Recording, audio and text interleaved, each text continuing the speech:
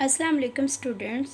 Physics class 10th chapter number 11 में आज मैं आप लोगों को sound requires material medium for its propagation जो है वो पढ़ा रही हूँ।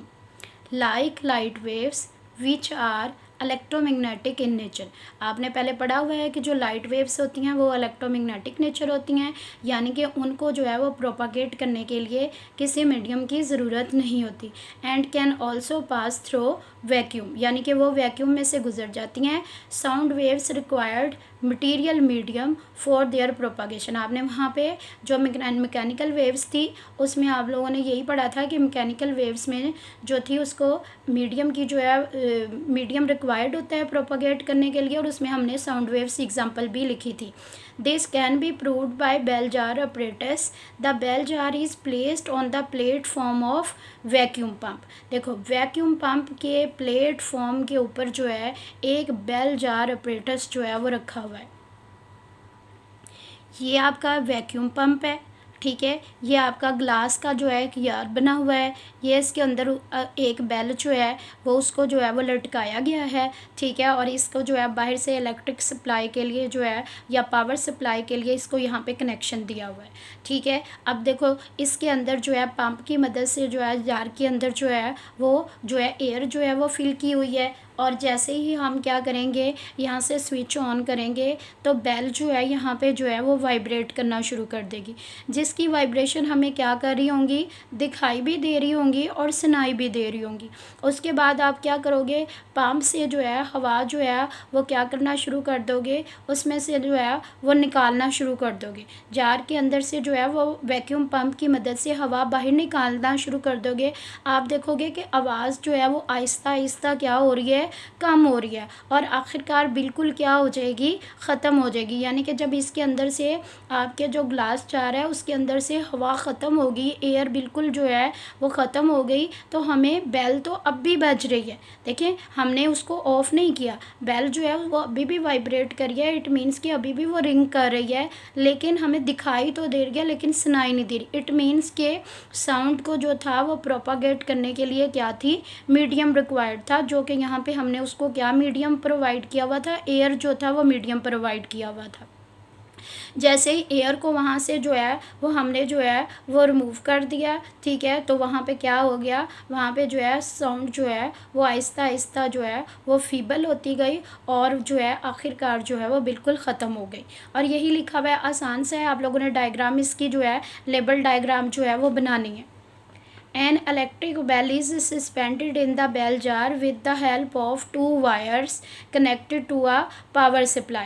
देखिए, हमने क्या किया हुआ है, एक इलेक्ट्रिक बेल को दो तारों की मदद से क्या किया हुआ है, लटकाया हुआ है, और ये तारें इसको क्या कर रही हैं, पावर जो है वो सप्लाई कर रही हैं। By switching on the power supply electric bell will begins to ring. We can hear the sound of bell. Now starts pumping out air from the jar by means of vacuum pump. Vacuum pump की मदद से हम उसमें से हवा निकालना शुरू कर देंगे। The sound of the bell starts becoming more and more feeble, यानी कि मध्यम हो जाएगी, and eventually dies out although bell is still ringing, यानी कि आवाज़ बिल्कुल आखिरकार ख़त्म हो जाएगी, जबकि बेल अभी भी क्या कर रही है, बज रही है।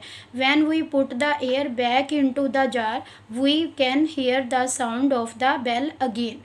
From this activity, we conclude that sound waves can only travel or propagate in the presence of air or an other medium। तो ये आप लोगों के पास लॉन्ग क्वेश्चन आ सकता है कि आप जो है इसको प्रूव करें। आपसे पहले वो साउंड वेव्स पूछ सकता है और फिर वो पूछ सकता है कि साउंड वेव्स को जो है प्रोपागेट करने के लिए जो है वो मीडियम रिक्वायर्ड होता है।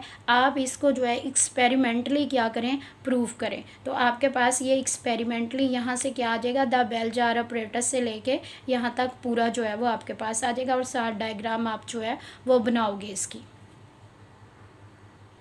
नेक्स्ट टॉपिक जो है वो आपके पास है longitudinal nature of sound waves. ये मैं आप लोगों को जो है वो नेक्स्ट जो है वो लेक्चर में पढ़ाऊँगी। तो अब मैं आप लोगों को, क्योंकि फिर दोनों टॉपिक जो थे वो एक जैसे हो जाते, फिर आप लोगों को लर्न नहीं होने थे, तो इसलिए मैं आपको इसके साथ जो है करैक्टरिस्टिक्स ऑफ जो है वो साउंड पढ़ा रही हूँ। ठीक है, साउंड की कितनी करैक्टरिस्टिक्स हैं? साउंड की जो है वो 4 करैक्टरिस्टिक्स हैं। आपसे एमसीक्यूज में पूछा जा सकता है कि साउंड की कितनी करैक्टरिस्टिक्स हैं? साउंड की 4 करैक्टरिस्टिक्स हैं।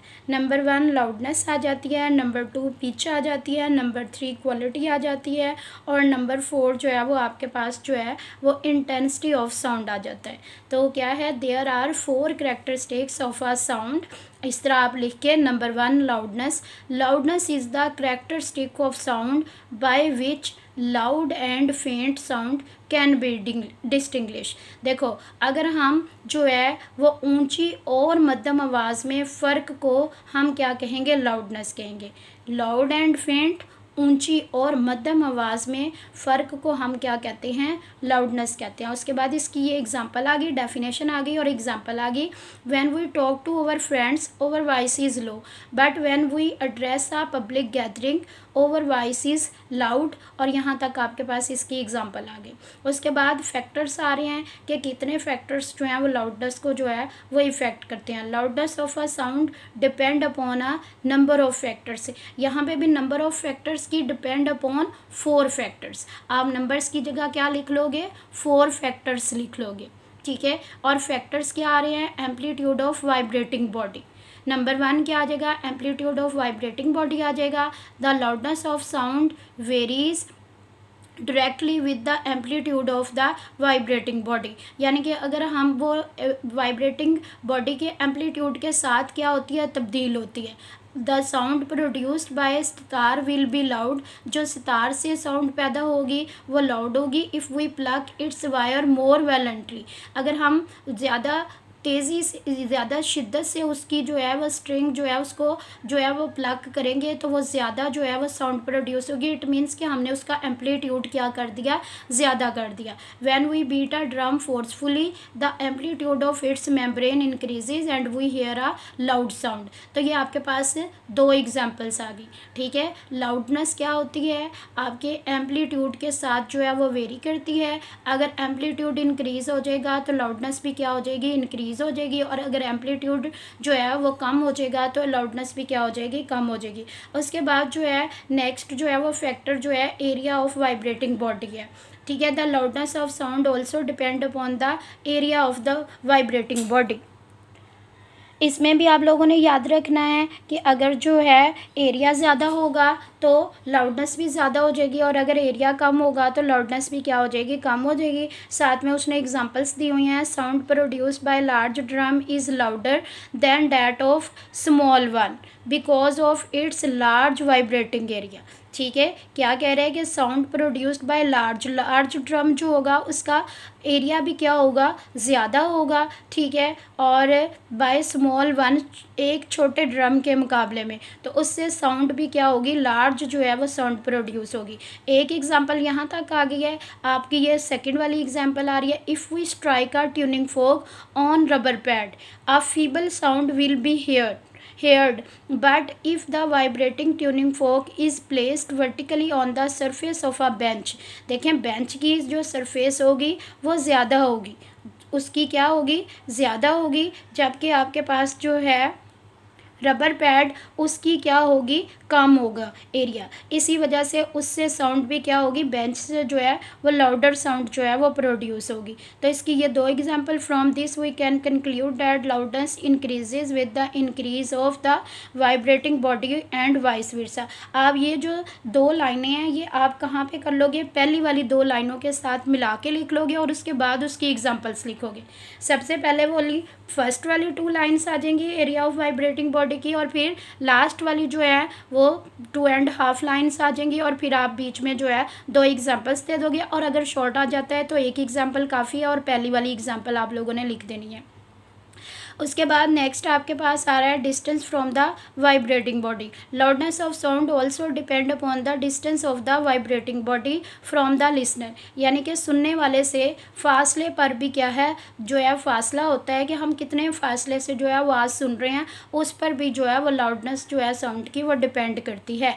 It is caused by the decrease in amplitude due to increase in distance. यानी कि डिस्टेंस बढ़ने से या बढ़ाने बढ़ाने से एम्पलीट्यूड डिक्रीज़ हो जाता है, इस वजह से जो है वो जो है सुनने पे क्या करता है, फासला बढ़ाने से सुनने में जो है वो फ़र्क पड़ता है। उसके बाद 4 फैक्टर इसका आ जाएगा फिज़िकल कंडीशन। जिस तरह करैक्टरिस्टिक्स 4 हैं, इसी तरह इसके फैक्टर्स भी क्या आ रहे हैं, 4 आ रहे हैं आपके पास। और loudness is also depend upon the physical condition of the year of the listener, यानी कि सुनने वाले के कान की जो है सेहत होती है उसके ऊपर भी क्या होती है, मुनहसर होती है।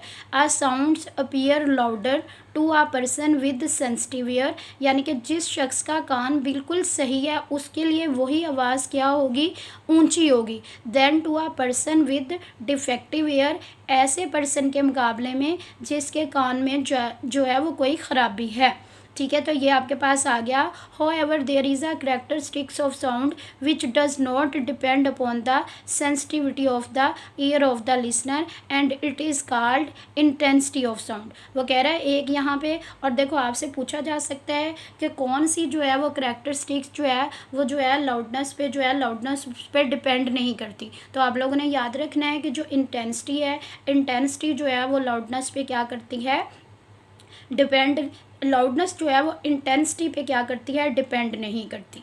ठीक है, ये जब नेक्स्ट आपको पढ़ाया जाएगा तो उसमें आपको समझ आ जाएगी। उसके बाद आपके पास पिच आ रही है। Pitch is the characteristic of sound by which we can distinguish between shrill and grave sound. देखो डेफिनेशन तकरीबन ऑलमोस्ट एक जैसी है। पहले हमने कहा था कि ऊंची और मध्यम आवाज़ में फ़र्क को क्या कहते हैं, हम जो है वो लाउडनेस कहते हैं। और अब वो कह रहा है कि भारी और ब्रीक, श्रिल ब्रीक होता है और ग्रेव क्या होता है आपके पास जो है वो भारी आवाज़ को कहते हैं। It depends on the frequency, higher pitch means higher frequency and vice versa.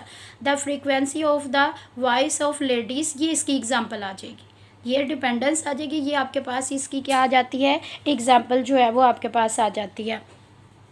The frequency of the voice of ladies and children is higher than that of man. ठीक है, एमसीक्यूज़ के लिए भी याद रखना है कि बच्चों और औरतों की जो आपके पास जो है फ्रीक्वेंसी होती है वो क्या होती है, ज़्यादा होती है आदमियों के मुकाबले में। Therefore the voice of the ladies and children is shrill and of high pitch, और उनकी पिच क्या होती है, हाई होती है। उसके बाद आपके पास जो है वो क्वालिटी आ जाता है, क्वालिटी ऑफ साउंड आ जाता है। The characteristic of sound by which we can distinguish between two sounds of same loudness and pitch is called quality. ये आपके पास यानी कि सेम लाउडनेस और पिच की दो आवाज़ों में फ़र्क को हम क्या कहते हैं, क्वालिटी कहते हैं। ये आपके पास डेफिनेशन आ गई। उसके बाद आपके पास एग्जांपल आ जाती है। While standing outside a room we can distinguish between the notes of piano and flute being played inside the room.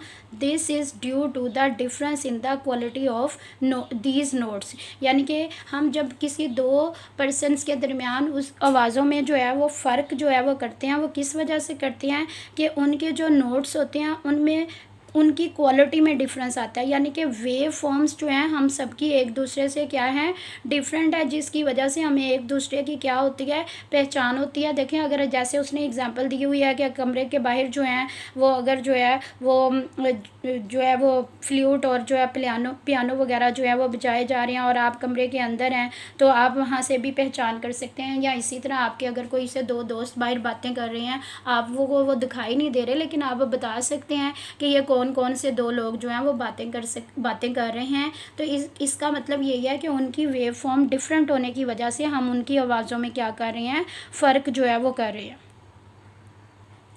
Intensity आ रहा है। इंटेंसिटी ऑफ साउंड जो है वो हर पेपर में मोस्टली आया हुआ होता है। Sound energy passing per second through unit area held perpendicular to the direction of propagation of sound waves is called intensity of sound. Intensity of sound की आपने डेफिनेशन कर लेनी है। उसके बाद ये फिज़िकल क्वांटिटी है, ये अक्सर एमसीक्यूज़ पूछ लिया जाता है। देखें ना ये स्केलर क्वांटिटी है ना वेक्टर क्वांटिटी है, ये कौन सी क्वांटिटी है, फिज़िकल क्वांटिटी है और इसको एक्यूरेटली क्या किया जाता है, मेजर किया जाता है। और इसका यूनिट भी अक्सर पूछा हुआ आता है साथ में कि इसका यूनिट क्या है, वाट पर मीटर स्क्वायर है।